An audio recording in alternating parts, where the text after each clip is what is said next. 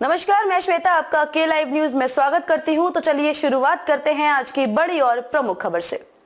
जहरीली शराब से लोग मरते हैं तो इसका विनियमन राज्य क्यों न करें? सरकार की शक्तियों की समीक्षा कर रही सुप्रीम कोर्ट।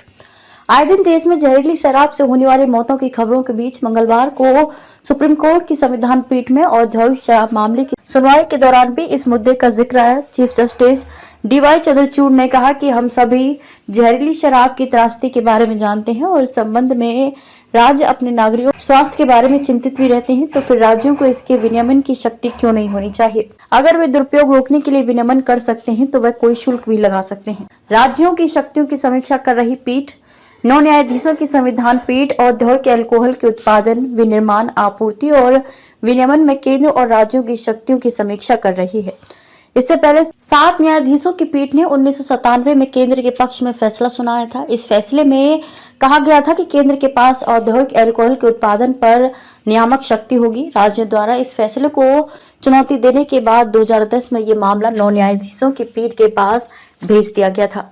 औद्योगिक शराब के लिए एक नियामकीय तंत्र क्यों नहीं हो सकता? 9 न्यायाधीशों की संविधान पीठ ने केंद्र की ओर से पेश सॉलिसिटर जनरल तुषार मेहता से पूछा कि राज्यों के पास औद्योगिक शराब के लिए एक नियामकीय तंत्र क्यों नहीं हो सकता। सुप्रीम कोर्ट ने केंद्र से जानना चाहा कि जहरीली शराब जोखिमों के मद्देनजर राज्य अपने नागरिकों के स्वास्थ्य की रक्षा के लिए औद्योगिक अल्कोहल पर नियमन क्यों नहीं लागू कर सकते। शीर्ष कोर्ट ने केंद्र से यह भी पूछा कि राज्य औद्योगिक अल्कोहल के दुरुपयोग को रोकने के लिए इस पर शुल्क क्यों नहीं लगा सकते।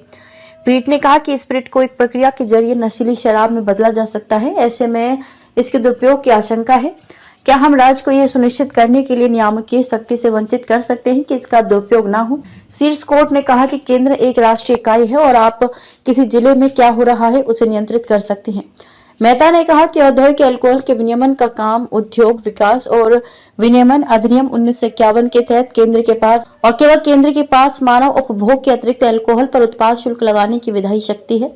मामले की अगली सुनवाई अब 16 अप्रैल को होगी। उन्होंने कहा कि न्यायालय की व्याख्या केवल औद्योगिक अल्कोहल को प्रभावित नहीं करेगी बल्कि उद्योग विनियमन और विकास अधिनियम 1951 के अनुसूची 1 में शामिल प्रत्येक उद्योग को प्रभावित करेगी। मामले की अगली सुनवाई अब 16 अप्रैल को होगी।